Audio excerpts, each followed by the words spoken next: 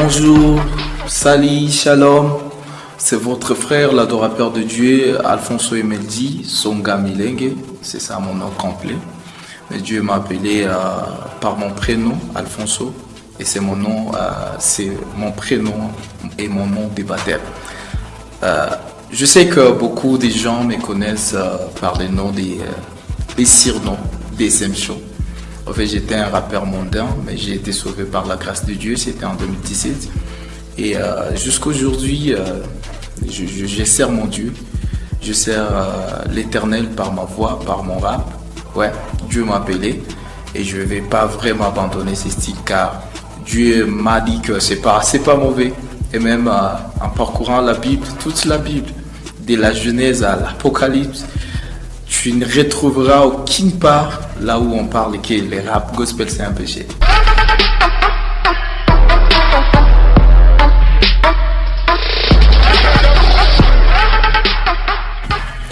En fait, je suis artiste, compositeur dans la maison Kivukoto Label, c'est la maison qui m'a signé, dirigé et coordonné par l'homme dédié, le serviteur dédié Lion Rhodes, Rugami Kabumba Blaise. C'est lui qui est mon coordonnateur, mon producteur. En fait, par la grâce de Dieu, nous sommes là.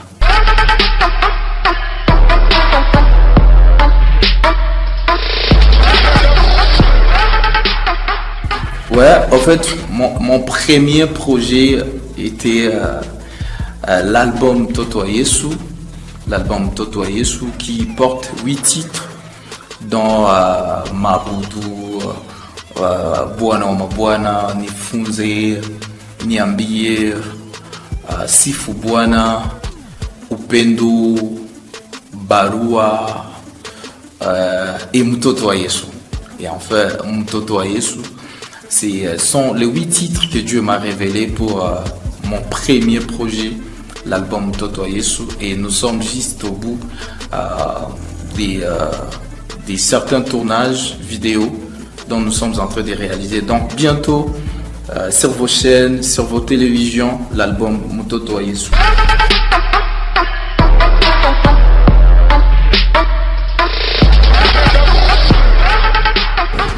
Nous sommes sur plusieurs plateformes et dont nous allons même en profiter pour lancer notre album avant qu'on fasse un lancement officiel de notre album. Bon, déjà un concert. Nous sommes sur YouTube, on sera sur iTunes, Spotify et d'autres réseaux sociaux. Donc tapez seulement Alfonso Emeldi et vous en trouverez beaucoup de mes œuvres, comme tout l'album Toto Yesu et le prochain album dont nous sommes en train de préparer. Dont l'album s'intitule Yesu Kobien. Et après juste l'album Toto Yesu, vous aurez certains titres aussi dont vous allez découvrir dans l'album Yesu Kobien.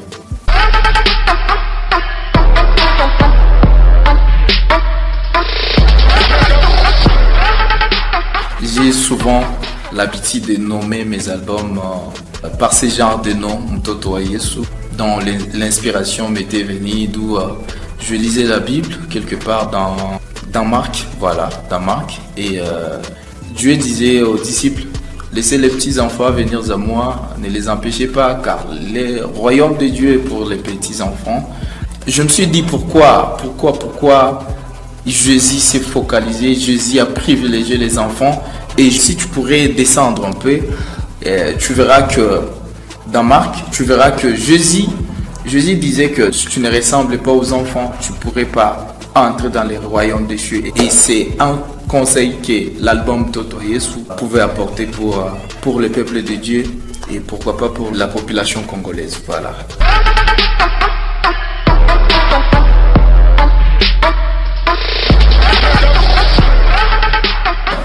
J'étais né le 3 juin.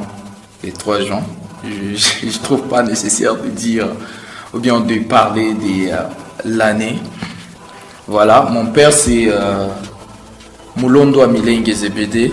Mulondo Milenge Zebede. C'est un père exemplaire, je l'aime tellement. Ma mère, c'est Béatrice Manyumba Niassa, parce que je suis jumeau.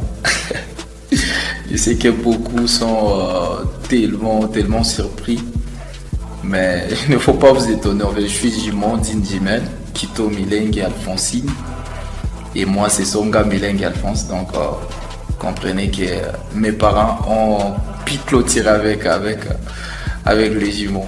Voilà, je suis le cadet de ma famille et ma petite sœur est la cadette. Je suis né et grandi à Bukavu. Pour moi, la musique, c'est un don, c'est une passion. Et voilà, je suis en train d'exercer donc mon don, ma passion. Et à part ça, ouais, nous avons eu la grâce d'étudier. Et je finis, par la grâce de Dieu, je suis licencié. Je finis en environnement et développement durable à l'ISDR Bukavu. Bon, on vit la situation de notre pays, on ne travaille pas encore, mais je fais ce que Dieu m'a appelé de faire. Donc je suis artiste, je me débrouille aussi dans beaucoup de domaines, mais ma passion c'est la musique.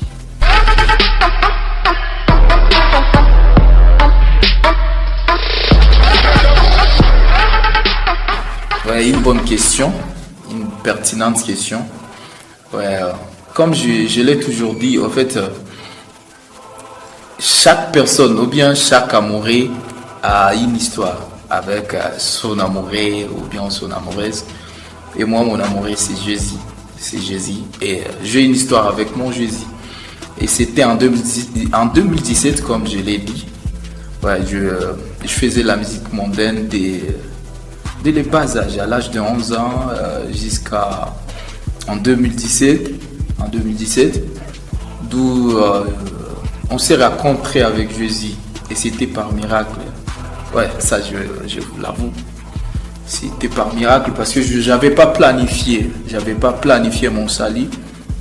Et un jour avec mon cousin que je fréquentais beaucoup et je fréquentais chez lui, je résidais même là-bas, des fois je dormais même. Et un jour il m'a dit que je vais partir à l'église. Et tout d'un coup j'ai trouvé que c'est hyper impossible de rester seul dans sa chambre, vu que la solitude, et pourtant je voulais parloter avec lui en regardant des séries, en regardant soit des films ou bien des matchs, des trucs pareils. Bon, je me suis senti un peu seul de rester là-bas et je me suis dit pourquoi ne pas retourner à la maison. Et quand j'étais sorti de sa chambre avec lui, bien sûr, mais lui en direction de l'église et moi en direction de la maison, en fait, il y avait une voix intérieure qui me parlait. Mais toi, pourquoi tu veux retourner à la maison pendant que ton cousin parte à l'église? Pourquoi ne pas partir avec lui? Il y avait deux voix.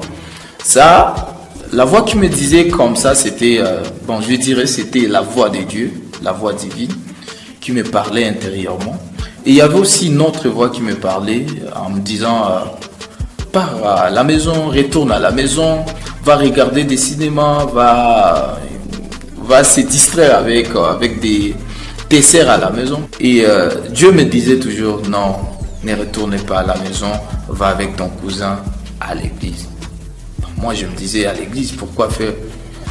Bref, je saute parce que je peux pas tout t'expliquer en détail, vu que, c'est pas une émission, c'est juste une interview. Voilà, en fait, je saute. On était parvenu à arriver à l'église par miracle, c'est ce que je dis, parce que je pouvais pas même y aller là-bas. Et lorsque j'étais entré à l'église, tout ce qui était comme prédication m'a touché. Donc, les pasteurs, quand ils parlaient de la part du Seigneur, tout ce qu'ils parlaient, ça m'a touché.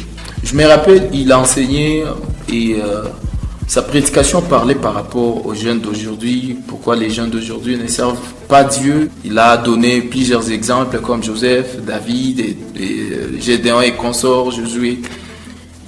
Le pasteur a dit que ces genres de personnes servaient Dieu en étant jeunes. Pourquoi les jeunes d'aujourd'hui se mettent dans des drogues, se mettent en prenant toujours de l'alcool, voilà. Des gens d'aujourd'hui aiment, adorent beaucoup plus les filles. Ils ne veulent pas s'intéresser par rapport à des choses religieuses, à des choses chrétiennes. Et les jeunes d'aujourd'hui ne veulent pas donner leur vie à Christ. Et Dieu m'a dit, aujourd'hui tu dois me donner ta vie. Il te faut seulement de pouvoir prendre des décisions aujourd'hui. Tu verras combien de fois j'aurai à changer ta vie. J'ai pas vraiment hésité vu que Dieu m'a cherché dans plusieurs façons, de plusieurs manières. C'était comme ça que je donnais ma vie à Christ. Et je me suis senti transformé ces jours-là, commencer à prier, chanter. J'ai même prié comme je n'ai jamais prié dans ma vie. C'était comme ça que j'avais réussi ma conversion. Et je commençais à servir Dieu comme ça. Voilà, c'est ça.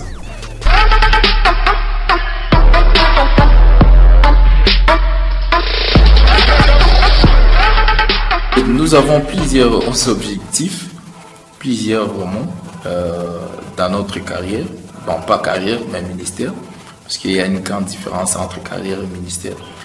Mon premier objectif, c'est de pouvoir sauver des âmes. Comme c'est décrit dans Matthieu 28, 19, d'aller faire de toutes les nations ses disciples. Et moi aussi, j'ai cette grande mission à moi, de faire toutes les nations ses disciples. Bon, j'aime réussir. Et réussir, c'est accomplir sa mission. C'est ça. En fait, un autre objectif, c'est de changer des vies. Parce que peut-être tu vas voir quelqu'un qui est déjà sauvé, mais peut-être qu'il vit mal, partant de son caractère, sa manière de faire, sa façon d'agir, sa façon de faire. Voilà. Moi, j'aime apporter quelque chose qui pourrait changer une vie de quelqu'un. Quand tu écoutes ma musique, tu écoutes certains conseils, une exhortation qui pourrait t'exhorter et changer ta vie.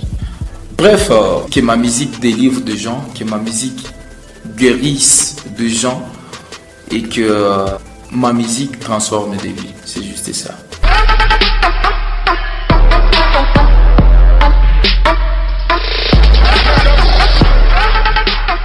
En fait, nous avons toujours difficulté à réaliser certaines choses, vu que nous avons certaines limites financières et ça nous limite. Ça limite l'œuvre de Dieu, parce que l'œuvre de Dieu marche toujours de pair avec l'argent, tu vois. Et nous avons besoin des gens qui pourront nous soutenir, des gens qui pourront nous supporter, voilà. C'est juste ça.